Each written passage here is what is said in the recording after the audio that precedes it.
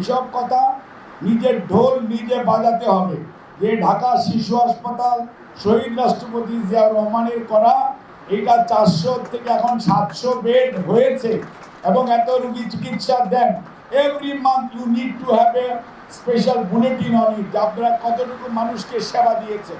এই কথা যদি না বলেন তাহলে কেউ জানবে না যে আপনি এখানে পেডিএটি, এসডি, পিএইচডি এগুলো করতেছেন। আমি তো জানি না, আর এই দেশের মানুষ কি জানবে?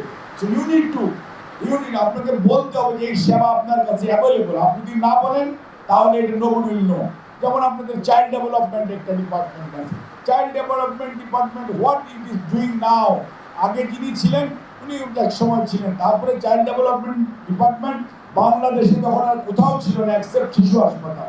কাজে আপনারা প্রিমিয়ার হয়ে এখন আপনারা কি করতেছেন সেটা তো কেউ জানে না, কাজেই কথা হচ্ছে কি জোরে জোরে কথা বললে হবে না, টেকনিক্যালি আপনাকে এটাকে কিভাবে ডিসিমিনেট করা যায়, ইনফরমেশন মানুষকে জানাতে হবে এবং জানানোর জন্য methodically out of emotion logically you need to approach এবং এটা তুলে ধরতে হবে। তুলে ধরলেই আপনার প্রয়োজনীয়তা সমাজ, জাতি এবং রাষ্ট্র সরকার বুঝবে, তখনই আপনার পাশে দাঁড়ানোর জন্য অনেক মানুষ এগিয়ে আসবে।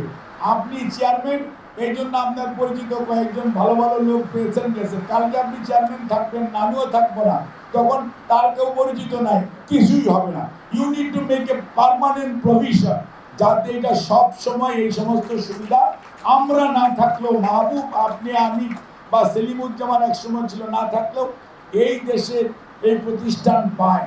পেলে যেটা হবে আগামীর প্রজন্ম তখন এটা কন্টিনিউয়াসলি পাইতে থাকবে, অ্যাডক বেসিসে করে আমাদের সত্যিকার অর্থে এগুলো যাবে, কিন্তু ধরে রাখা যাবে না। ধরে রাখতে হলে আপনাকে একটা সাবস্টেন্সিয়েট করতে হবে। সাবস্টেন্সিয়েট করতে হলে একটা regular process of dissemination of information, কী ধরনের সার্ভিস আপনি ইয়ারলি বুকলেট করেন যে আপনার ইয়ারলি বা by month at least by yearly 6 মাস পর what is the outcome of this hospital. আপনারা প্রতিদিন ওপিডিতে কতগুলি রোগী আসে, কতগুলি রোগী ভর্তি করেন, কতগুলি রোগী অপারেশন, কতগুলি রোগী ভালো বাড়ি যায়, কতগুলি রোগী মারা যায়, কতগুলি রোগী রেফার করেন।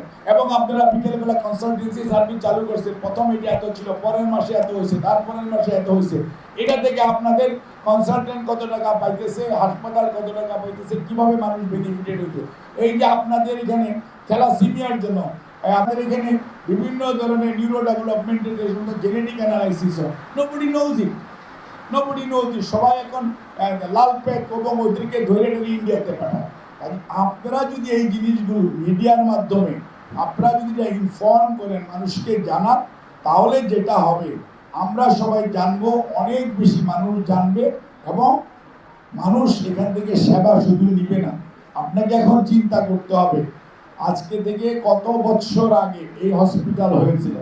এই শিশু হাসপাতাল খালি ঢাকা শিশু হাসপাতাল না থেকে এটা কিভাবে গাজীপুর শিশু হাসপাতাল হতে পারে, এটা কিভাবে নারায়ণগঞ্জ শিশু হাসপাতাল হতে পারে, এটা কিভাবে বগুড়া শিশু হাসপাতাল হতে পারে, অথবা এটা কিভাবে কুমিল্লা শিশু হাসপাতাল হতে পারে, এইসব চিন্তা ভাবনা আপনাদের মাথার মধ্যে গ্রেজুয়ালি আনতে হবে। যদি হার্ট ফাউন্ডেশন বিভিন্ন জায়গায় তার ব্রাঞ্চ করতে পারে, তো হোয়াই নট দিস শিশু হাসপাতাল? কাজে আপনাকে বড় চিন্তা করতে হবে এবং বড় চিন্তা করে বড় মানে মানুষের যে প্রয়োজনীয়তা বাড়তেইছে, কাজে এই যে মানুষের যে এই যে প্রয়োজনীয়তা বাড়ছে সেটাকে কিভাবে অ্যাড্রেস করবে। You are the technical expert যারা এখানে বসে আছেন, তারা আগামী 50 বছরে 25 বছরে how you are going to provide this service to the incoming বা upcoming population or the upcoming children, সেই চিন্তা আপনাদের মধ্যে থাকতে হবে। তাহলে যারা আমরা রাজনীতি করি, তাহলে আপনাদের চিন্তার থেকে আমরা কিছু খোরাক পাবো।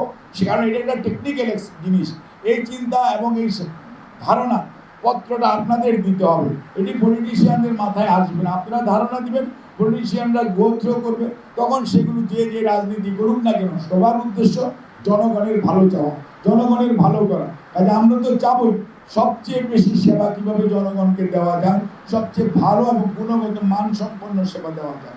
কাজে আপনারা যে উদ্যোগ নিয়েছেন বা কাজ করছেন, আলহামদুলিল্লাহ।